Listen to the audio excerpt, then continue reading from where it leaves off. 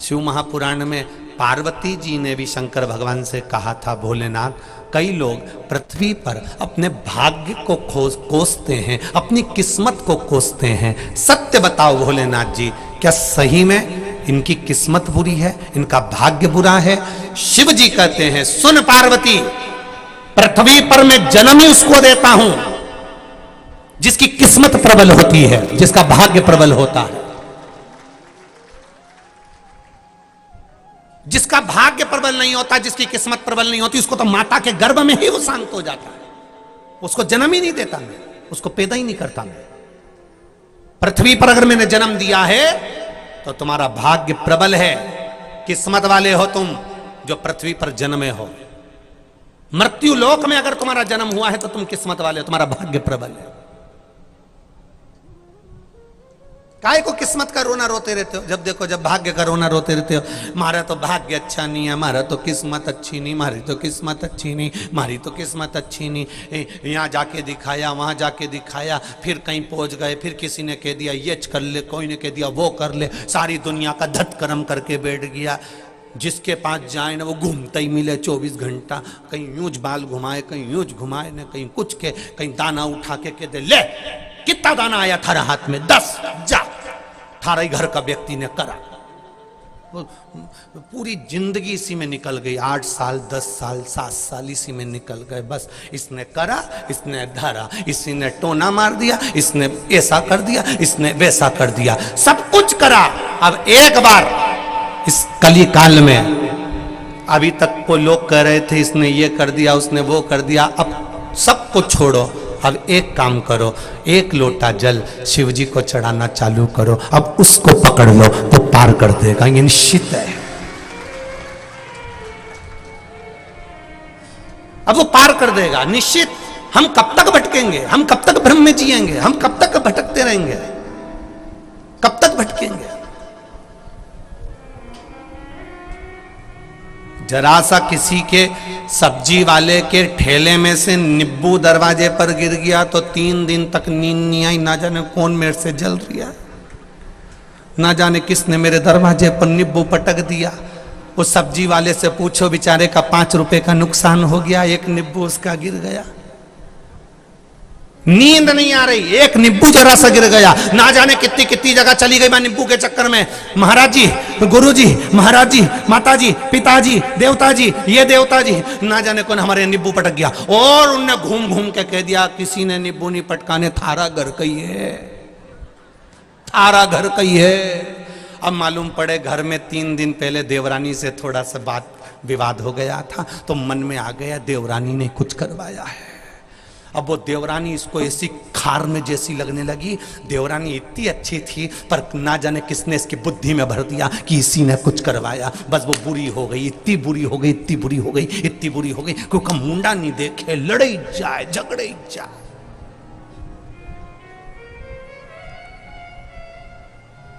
देवी देवता कभी घर तोड़ने की बात नहीं करते हैं। असली देवी देवता होगा तो कभी नहीं कहेगा कि तेरे घर का है। असली देवी देवता कभी घर नहीं तोड़ता, असली देवी देवता तो घर को जोड़ता है, वो देवता कहलाता है। हम भ्रम में जी रहे हैं, हम भटक रहे हैं अपने मार्ग से। किसी ने कह दिया भूत लग गया, किसी ने कह दिया परीत लग गया, किसी ने कह दिया ये लग गया, किसी ने कह दिया वो लग गया। आज तक ऐसा नहीं मिला कि कई इनके ये देवता आ गया, उनके वो देवता आ गया, उनके वो देवता आ गया, सब ने किया। आज तक ऐसा कहीं का नहीं मिला कि इसके शंकर जी आ गया।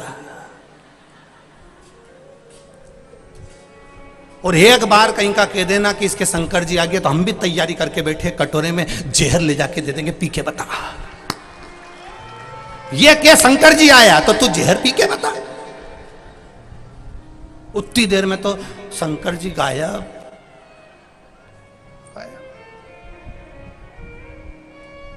होता है एक पहले जब हम भागवत जी करते थे तो एक जगह कथा करने गए, गांव की बात है। अब गांव में कथा करने गए तो किसी के पितृदेव आ रहा है, किसी के कोई देवता आ रहा है, किसी के कोई देवता आ रहा है। एक अम्मा बैठी थी, अब ना जाने उसको क्या सूत पड़ी और तुरंत उसने बाल माल खोला और यूं घूमती घूमती बोली कौन। हमने भी पूछ लिया माता जी बोलो तुम कौन हो। भागवत। हमने कहा ये बची थी आने से। सबने उनके पांव पड़े, भागवत माता आ गई, भागवत माता आ गई। अब हम भी उठकर जाने लगे तो गांव के लोग बोलने लगे, महाराज जी तुम कहाँ जा रहे हो? हाँ, हमने कहा जब भागवत माता खुद ही आ गई तो आगे के अध्याय वो बाज देगी। अब हम भी बाज कर क्या करेंगे? जब वो आई गई है तो आगे की कथा वो बाजेगी। इतना में तो भागवत जी चली गई, भागवत गई।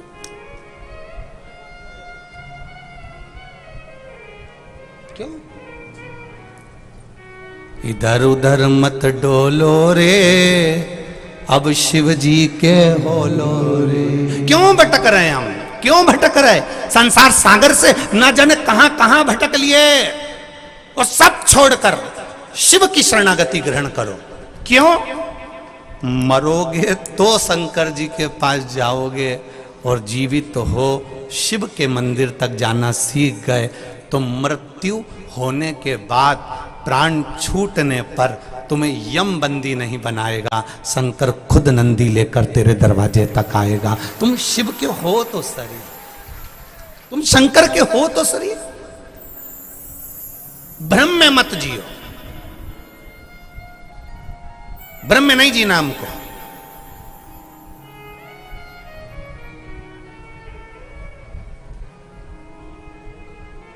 शिव महापुराण की कथा, और फिर आपको कहेंगे इस शिव महापुराण की कथा में ना तो बेल मिलती, ना भभूति मिलती, ना कोई तंत्र होता, ना कोई मंत्र होता। शिव महापुराण की कथा में ना तो कोई मंत्र है, ना तंत्र है, ना भभूति है, ना बेल है, ना कोई विद्या है। शिव महापुराण की कथा तो शंकर का वो चरित्र है जो हमारे भीतर विश्वास पैदा करता है। राम जी की कथा कहती है रावण के पास दुनिया की सत्ता होगी, राम जी कहते हैं मेरे पास में विश्वास है। उसी तरह तुम भी कोई भी काम करना, चाहे एग्जाम देना, दुकान खोलना, चाहे कुछ भी काम करो, बस इतना याद रखना कि मेरे पास में विश्वास है, भरोसा है। और मेरे पास में अगर भरोसा है, मेरे पास में अगर विश्वास है, मेरे पास में अगर दृढ़ता है, तो फिर वो भटकेगा नहीं, फिर वो निश्चित है सुख का अनुभव करेगा।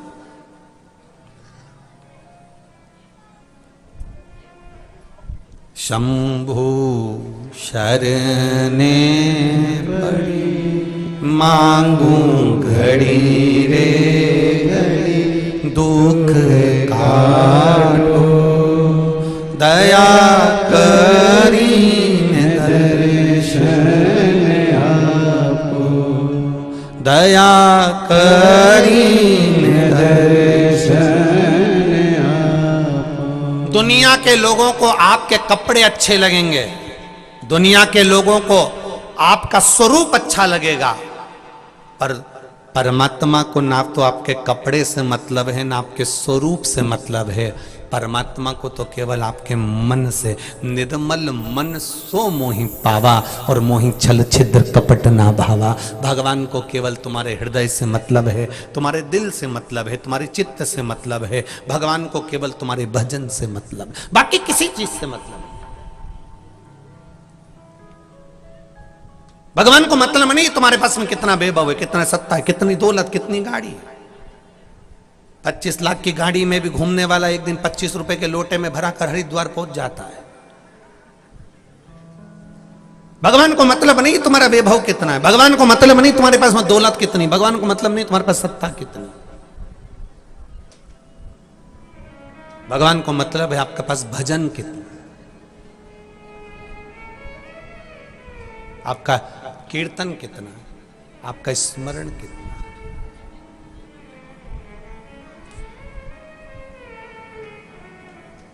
वीरणी, आसक्ति। परसूती ने कहा वीरणी से, दीदी आप दक्ष प्रजापति की पहली पत्नी हो। दक्ष प्रजापति आपको बहुत स्नेह करते हैं, प्रेम करते हैं। आपके गर्भ में जो संतान है वो आद्य शक्ति मां शिवा है, दुर्गा है। पर दीदी मेरा मन करता है, आपने 10,000 पुत्रों को जन्म दिया, आपने 60 कन्याओं को जन्म दिया। प्रसूति कहती है मैंने भी कई कन्याओं को जन्म दिया, पर वीरनी एक कन्या मेरे भी गर्भ से ऐसी हो जाए जो मेरा जीवन सार्थक कर जाए। माता पिता का जीवन जब सार्थक होता है जब वो घर में जो बच्चे जन्म लेते हैं वो सही मार्ग पर निकल जाए। घर में जन्म लेने वाले बच्चे सत मार्ग पर निकल जाए, तब समझो कि जीवन की सार्थकता है।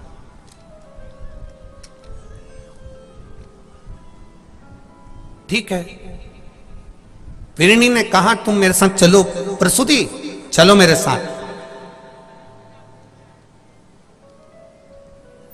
एक सुंदर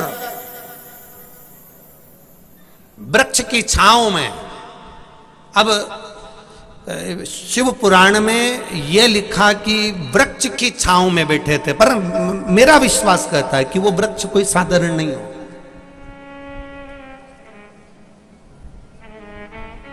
कोई देवतुल्य वृक्ष होगा। पीपल हो, बट हो, बेलपत्र का हो, शमी का हो, आंवले का हो, कोई देवतुल्य वृक्ष हो सकता है। कदम्ब का हो, कोई देवतुल्य वृक्ष हो सकता है। तो यहां लिखा कि एक वृक्ष की छांव में दोनों बैठ गए।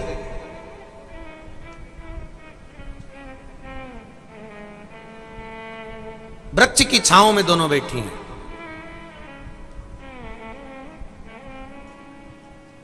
और अखंड सौभाग्य की कामना करने वाली, अखंड सौभाग्य रखने वाली वीरणी और प्रसूति वृक्ष की छांव में बैठकर उस वृक्ष की छांव में गर्भ का आदान प्रदान कर रही हैं। ये मेरा संतान जब तप बलता है, बढ़ता है, साधना बढ़ती है, जब भगवान पर विश्वास बढ़ जाता है, भरोसा बढ़ जाता है, सब कुछ प्राप्त हो सकता है।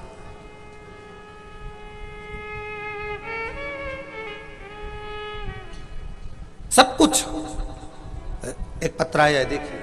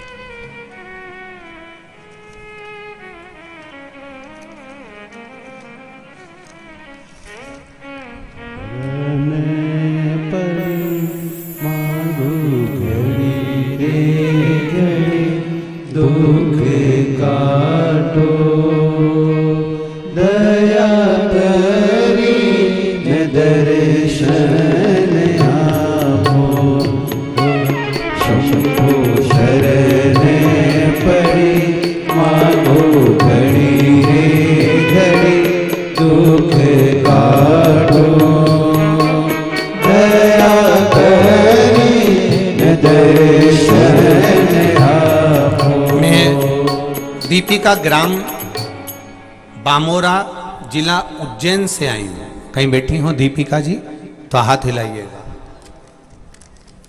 मैं दीपिका ग्राम बामोरा जिला उज्जैन से आई हूं। कहीं बैठी हो तो हाथ हिलाइएगा।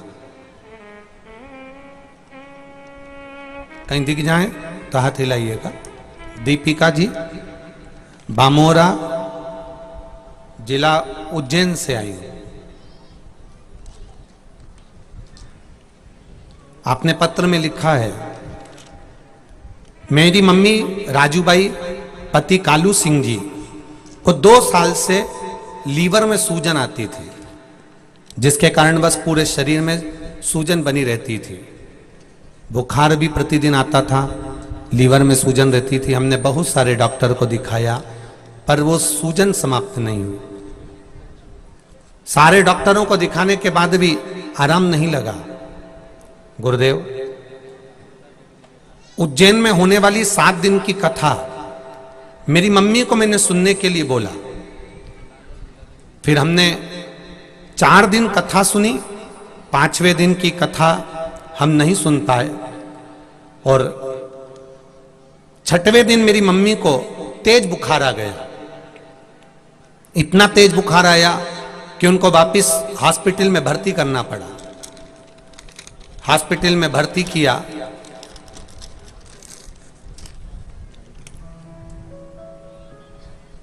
और जब हॉस्पिटल में भर्ती किया तब डॉक्टर ने फिर पुनः चेकअप करना प्रारंभ करा। मैंने भोलेनाथ जी से प्रार्थना करी, आपकी कथा सुनी और मम्मी को फिर बुखार आ गया। उनके लीवर में सूजन रहती थी जो हमेशा हो रहा था।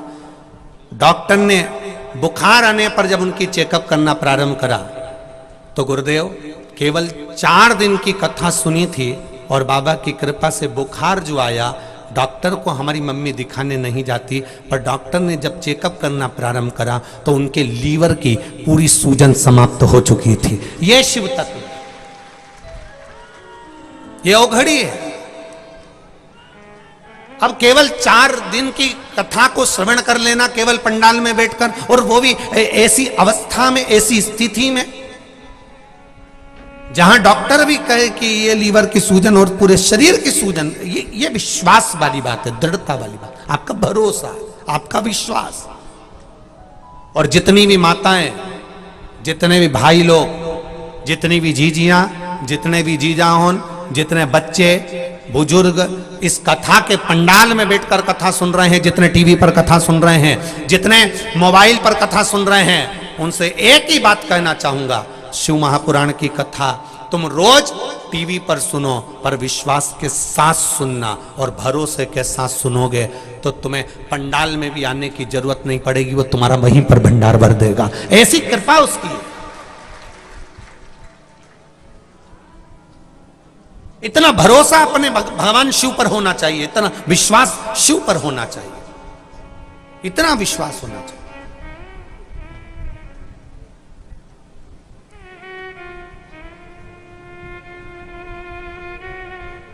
कैलाश पटेल जी ने कथा करवाई, इनका भी विश्वास कम नहीं था शिव जी के प्रति, और इनका जो विश्वास था इतना पक्का था कि कथा करवाना है, चाहे कितना भी कुछ भी हो, सब होता रहेगा, चलता रहेगा। और बाबा देवादिदेव महादेव ने करवाई तो आज 4था दिन हो गया, 3 दिन की कथा और रही, बाबा पार लगा। ये भरोसे पर होता है, विश्वास पर, दृढ़ता पर। और जिसका भरोसा पक्का है, जिसका विश्वास पक्का है, कई माताएं हमको लिखकर भेजती है, गुरुजी ऐसा आशीर्वाद दो कि हमारे यहाँ भी शिव महापुराण की कथा हो जाए। तो हम आपसे निवेदन करेंगे, आशीर्वाद देने के लिए हम नहीं हैं, हमने कोई इतना बड़ा पुण्य नहीं कर दिया कि हम आपको आशीर्वाद दे दें। हम तो बस इतना जरूर कहेंगे कि महादेव को 1 लोटा जब जल चढ़ाओ तो उससे दिल से कहना, बाबा ऐसी कृपा करना कि जिंदगी में मैं भी एक बार शिव महापुराण की कथा करवा सकूं। उससे कहो, हमारे कहने से कुछ नहीं होगा। हम कोई बहुत ऊपर से टपके हुए महाराज नहीं है कि हम सब कुछ जानते होंगे और तुमको बता देंगे। ना ना ना, हमारे बस का नहीं है दादा। हम अपना ही भाग्य नहीं देख कर आए कि आगे होना क्या। एक कदम किसने देखा कि अगला कदम किसका कैसा है। हमारे पास में वो कुछ भी नहीं है कि हम आपको दे सकें। हम तो केवल इतना दे सकते हैं कि भगवान का भजन करो, श्री शिवाय नमस्तुभ्यम जपो, शिव महापुराण की कथा सुनो, शंकर भगवान का भजन। भगवान राम जी ने सेतु बांधते समय रामेश्वर धाम की स्थापना करी। भगवान कृष्ण के यहाँ 16,108 रानियां थीं, एक भी औलाद भगवान कृष्ण के यहाँ नहीं हुई, संतान नहीं हुई। तब गर्गाचार्य बाबा को बुलाकर पूछा कि मेरे यहाँ संतान नहीं, 16,108 मेरी रानियां हैं पर बच्चा नहीं, संतान नहीं। तब गर्गाचार्य बाबा ने कहा, एक एक रानी के साथ बैठकर शंकर भगवान का अभिषेक करो। एक एक रानी के साथ 11 दिन तक भगवान कृष्ण बैठकर शंकर जी का अभिषेक करते थे। एक एक रानी के साथ 11 दिन तक बैठकर भगवान कृष्ण ने शिव जी का अभिषेक करा। शंकर भगवान प्रसन्न हो गए, सामने आकर प्रकट हो गए। ए भगवान कृष्ण, एश कन्हैया, ए कृष्ण, तुमने मेरा अभिषेक करा है, मांगो तुम्हें क्या चाहिए। कृष्ण कहते हैं मेरे यहां संतान नहीं, 16,108 मेरी रानियां, मुझे औलाद नहीं है। भगवान कहते हैं क्यों चिंता करते हो कृष्ण, तुम्हारी रानी के साथ तुमने बैठकर 11 दिन तक अभिषेक करा है, मैं तुम्हें वर प्रदान करता हूं, एक एक रानी से तुम्हें 11 संतान होगी। 10 छोरा 1 छोरी, 16,108 रानी से 10 छोरा 1 छोरी, 10 छोरा 1 छोरी, 16,108 रानियों से हुए 1,77,186 बच्चे भगवान कृष्ण के हो गए शिव जी की कृपा से।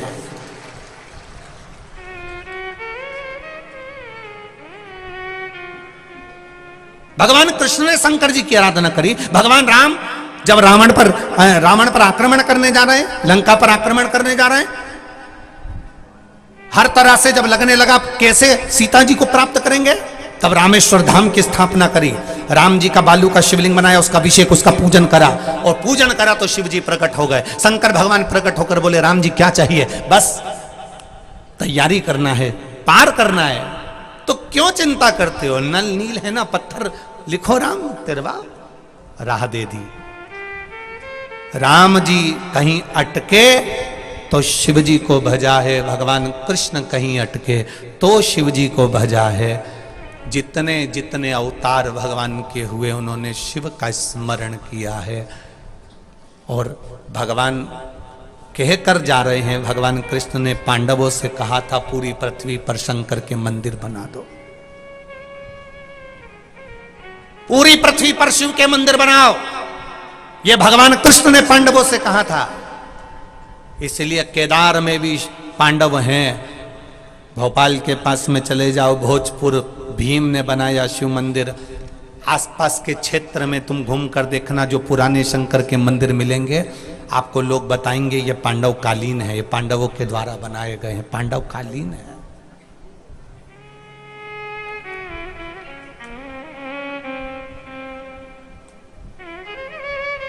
जिस कॉलोनी में, जिस बिल्डिंग में, जिस सोसाइटी में, जिस मोहल्ले में, जिस क्षेत्र में शंकर भगवान का शिवलिंग नहीं होता, उस क्षेत्र का कभी विकास नहीं होता। शिवलिंग का होना जरूरी है। एक छोटी सी तुम्हारी कॉलोनी है, उसमें शंकर का शिवलिंग होना जरूरी है। एक छोटी सी तुम्हारी सोसाइटी है, उसमें शंकर का शिवलिंग होना जरूरी है। एक छोटी सी कॉलोनी है, उसमें शंकर का शिवलिंग होना जरूरी है। घर के अंदर छोटा सा नर्मदेश्वर होना जरूरी है। भले पीतल का शिवलिंग हो, तांबे का हो, पत्थर का हो, चीनी, तुम्हारी मर्जी हो जिसका ऊपर, घर में शिवलिंग एक छोटा सा जरूर हो। क्यों हो? क्योंकि हमारे घर में शिवलिंग रहता है तो हमारे घर में अगर कोई दुख भी आता है तो मेरा भोलेनाथ उसको अपने ऊपर झेल लेता है। इसलिए शिवलिंग होना चाहिए।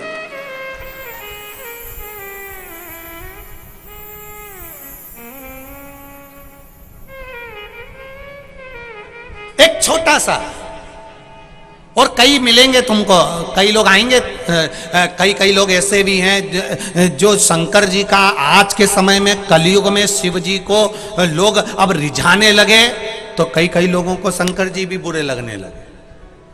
कोई कहेगा शिव जी पे चढ़ा जल मत पीना, कोई कहेगा ऐसा होगा, कोई कहेगा वैसा होएगा। तो एक बात उनसे जरूर कहना, महाराज जी आप कह रहे हो कि शंकर जी का जल पीने से ऐसा होता है, तो शिव महापुराण के विद्येश्वर संहिता में पेज नंबर 75 और 76 में लिखा है कि शंकर भगवान पर चढ़ा हुआ जल पीने से 3 ताप समाप्त हो जाते हैं। नारी शिवलिंग का स्पर्श करती है तो वो कि जितनी बार जन्म लेगी, जितनी बार, अभी भले उसके पूर्व के कर्म के कारण भले उसके साथ कुछ भी हो सकता है, पर आगे के जितने जन्म लेगी वो नारी कभी भी वैधव्य का जीवन नहीं जीती, वो अखंड सौभाग्यवती होती जाती। ये शिव पुराण कर रही है, शंकर जी की कथा कर रही है। एक पहले आते थे टीवी के ऊपर सोफे पे बैठकर बोल दिया एक बार उन्होंने, घर में शिवलिंग नहीं होना चाहिए। सब ने गांव गांव का लोगों ने शिवलिंग को उठाया और लोटा में भरा और नर्मदा जी छोड़िया है, पीपल के नीचे छोड़िया है, मंदिर में छोड़िया है। इन्होंने शंकर जी को घर से बाहर निकाला, शंकर जी ने इनको घर से निकाल दिया, इनको टीवी से गायब। अब और आ गए कुछ, शिव जी पे चढ़ा हुआ जल नहीं पीना चाहिए, शंकर भगवान का पूजन नहीं करना चाहिए, स्त्री को छूना नहीं चाहिए। अरे पुराण तो पढ़ो, यही गीता प्रेस गोरखपुर की शिव महापुराण विद्येश्वर संहिता पेज नंबर 75, 76, 77 निकालो, पढ़ो, उसमें मिलेगा शिवलिंग का। बीच में कई लोगों ने श्री शिवाय नमस्तुभ्यम का भी बहुत विरोध करा, ये मंत्री नहीं है, इसको तो जपना ही नहीं चाहिए, इसको तो ऐसा। पर बाद में फिर शिव पुराण में से निकाल कर जब उसका फोटो खींच कर सबको भेजा, तब लोगों को समझ में आया कि हाँ पुराण में लिखा है। एक एक चीज इस व्यासपीठ से जो जो बोला जाता है, एक एक, अगर प्रजापति दक्ष प्रजापति की पत्नी का नाम बताया तो इस पुराण से बताया, कोई भी चीज बताएंगे तो किसी ना किसी पुराण में से बताएंगे, बिना पुराण के क्यों बोले हम, क्यों बोला? कौन जानता था तुमरुका जी को? कौन जानता था शंकर जी की बेटी अशोक सुंदरी को? कौन जानता था शंकर जी की बेटी जया विषहरा सामरी बारी दूतली देव को? धीरे धीरे लोगों के विचारों में ये आने लगा कि शंकर जी के मंदिर में जाना है, जल चढ़ाना है, तो ये सब चीजें हमको प्राप्त हो जाती है। शिव का भजन भटकाएंगे लोग आपको, कई लोग आएंगे, अगर शिव जी के ऊपर चढ़ा हुआ जल पी रहे हो ना तो कई लोगों को खटक रहा है, क्योंकि कई लोगों को तो चाहिए कि इनका बस चरण धो धो के पियो, शंकर जी का जल भले मत पियो, बस इन्हीं को पूछो, महादेव को मत पूछो। कई ऐसे भी मिलेंगे।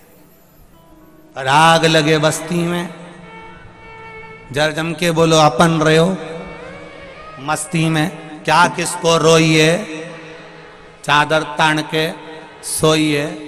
भगवान की भक्ति में इतने रम जाओ, इतने रम जाओ कि कोई मतलब नहीं। जो जितना जले उसको और खजूर की चोटी बना बना के चला जा।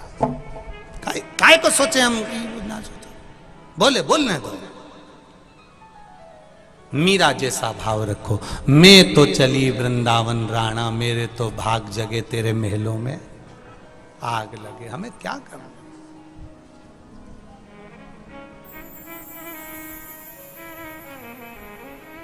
महाराज शिव तत्व कह रहा है, भगवान शंकर का संवाद कह रहा है। जो भाग्य में लिखा है वो प्राप्त होगा, मिलेगा। हमें कर्म की गति के अनुसार हमें भोगना भी पड़ता है और कर्म की गति के अनुसार हमें फल भी मिलता है। दृढ़ भरोसा, प्रबल विश्वास, प्रबल भरोसा जब होता है तब सब कुछ हो सकता है, सब कुछ।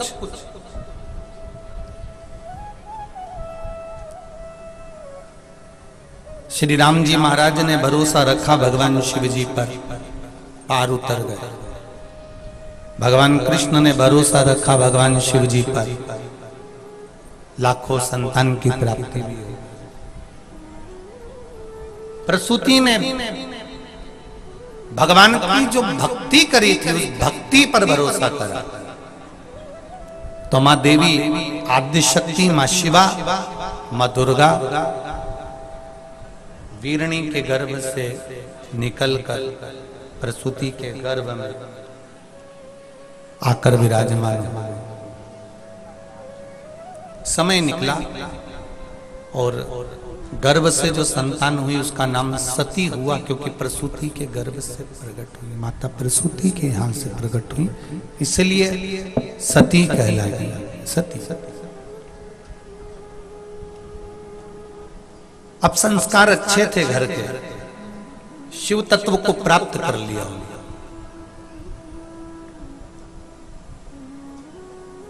भगवान देवादिदेव महादेव भगवान शंकर को प्राप्त कर लिया।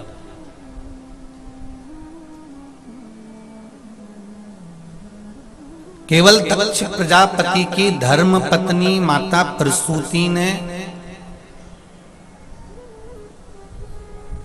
अपनी बेटी सती को ही संस्कार नहीं दिए। आज भी हॉस्पिटल में जहां बच्चे का जन्म होता है उस कमरे का नाम लिखा होता है प्रसूति कक्ष, कि इस कमरे में, इस कक्ष में, इस रूम में, इस कमरे के अंदर जो भी बच्चा जन्म ले वो संस्कारित हो और सती के जैसे संस्कार उसके भीतर होना चाहिए, जो भगवत भजन में लीन रहे, भगवान की अविरल भक्ति में डूबा।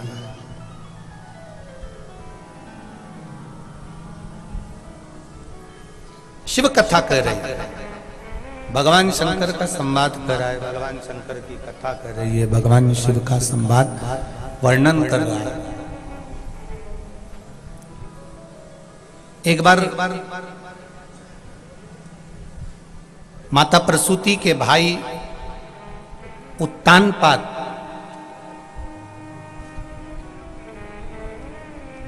जिनके यहां पर दो धर्म पत्नियां थी, सुनीति और सुरुचि। सुरुचि का बेटा उत्तम और सुनीति का बेटा ध्रुव।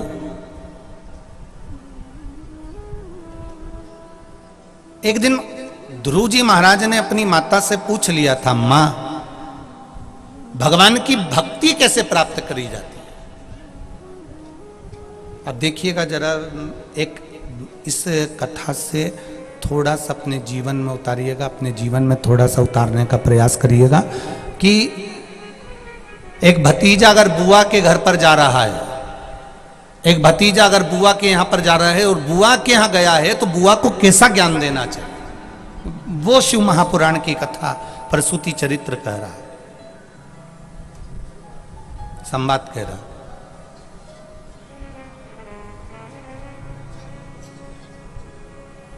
अब एक दिन ध्रुव जी ने अपनी मां सुनीति से पूछ लिया, मां भगवान की अविरल भक्ति कैसे प्राप्त करी जाती है? तो माता सुनीति ने बड़े भाव से कह दिया, पुत्र ध्रुव जी से, 4 साल के ध्रुव जी हो रहे थे, लगभग 3 साढ़े 3 वर्ष के ध्रुव जी होंगे, और उस समय पर ध्रुव जी से कह दिया, ध्रुव सुनो, तुम्हारी जो बुआ है ना प्रसूति, उनके घर में जो बेटी जन्मी है ना सती, वो शिव जी को ब्याही है, शंकर भगवान को ब्याही है, और भगवान शिव जी से उनका विवाह हुआ है। और शंकर भगवान से विवाह करना कोई इतनी सरल बात नहीं है,